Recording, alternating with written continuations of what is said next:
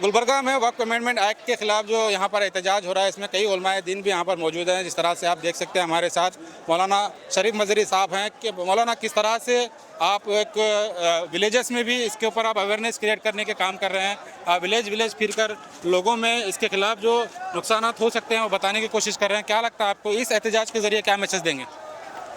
इस एहतजाज के ज़रिए हम ये मैसेज देना चाह रहे हैं हमारी हुकूमत को, हमारी मरकज़ी हुकूमत जो वक्फ जो क़ानून लाई है वो दस्तूर के ख़िलाफ़ है और एक ख़ास तबके के साथ इम्तियाज़ ही है।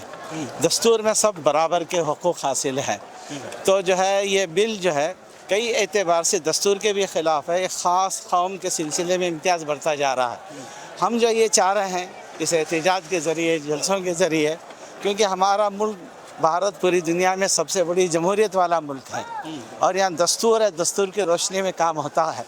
तो ये जो गलत हुआ है, क्योंकि पार्लियामेंट में 232 लोगों ने इसके ख़िलाफ़ वोट दिया और अच्छे दलाइल पेश किए।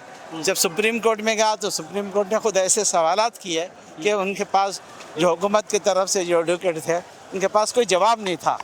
तो मालूम ये हुआ कि जो है दस्तूर के ख़िलाफ़ है, एक ख़ास तबके को दबाना है और इसके बड़े नुकसानात हैं मसाजिद को लेकर, मदारिस को लेकर, ईदगाहों को लेकर, दरगाहों को लेकर, ख़बरस्तानों को लेकर, वक़्फ़ की इमरात को। हमारा जो है हुकूमत से मुतालबा ये वक़्फ़ खालिस इस्लामी है, खालिस मुसलमानों के लिए, इसकी जो भी जायदादें मुसलमानों ने वक़्फ़ किया है। तो वाकई हुकूमत हमारे अंदर हमारे लिए मुखलिस है। तो मुस्लिम पर्सनल बोर्ड सारी मुस्लिम जमातों का मुत्तफ़िक़ा प्लेटफार्म है, उसको ले करके जो एतराज़ है उसके सिलसिले में दूर करना चाहिए और जो हुकूक़ हासिल है पहले से उसको कायम रखना चाहिए।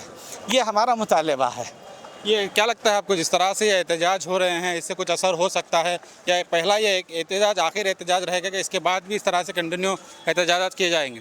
नहीं, एहतजाज का असर तो ज़रूर होगा, इसलिए कि जमहूरी मुल्क में इंसानों के लिए हक़ दस्तूर ने दिया है अपने हुकूक़ के लिए एहतजाज करे। जैसे किसानों ने एहतजाज किया तो वो बिल वापस लेना पड़ा। इससे पहले भी कई चीज़ें आई हैं, तो उस एतबार से जो है वो किसानों के लिए जो कानून बना था उसको वापस लिए। अब भी उम्मीद करते वापस होनी चाहिए, इसलिए कि हम सिर्फ इस सिलसिले में हुकूमत से ही मुतालबा कि कोई और ज़्यादा चीज़ नहीं, जो वफ़ का जो सिलसिला पहले से आ रहा उसको कायम रखा जाए। 4 तारीख को जो केबीएन सोसाइटी ग्राउंड में पीर बंगाली दरगाह के अपोजिट जो प्रोग्राम होगा, किस तरह से वो प्रोग्राम ऑर्गेनाइज़ किया गया है? वो तो बहुत आसान बात है कि वो मुस्लिम पर्सनल के सदर मौलाना खालिद सैफुल्लाह साहब रहमानी और जो है मुल्क के मुमताज़ जो सियासी कायदीन, मुल्क भर के नेशनल लेवल के जो है उलमा भी आ रहे हैं, सियासी कायदीन भी आ रहे हैं।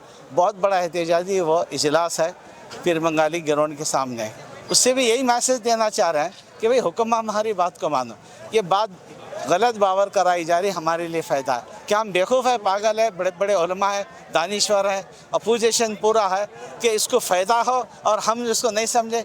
ऐसे तो हम पागल तो नहीं हैं मुसलमान या एडवोकेट अपोजिशन, सब जानते हैं इससे कोई फ़ायदा होने वाला नहीं, उल्टा नुकसान ही है।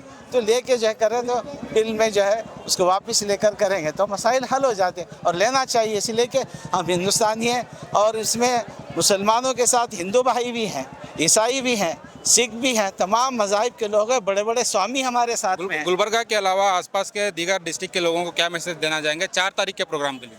बस यही मैसेज है कि जमहूरियत में एक निज़ाम होता है अपने हुकूक़ को मनाने का।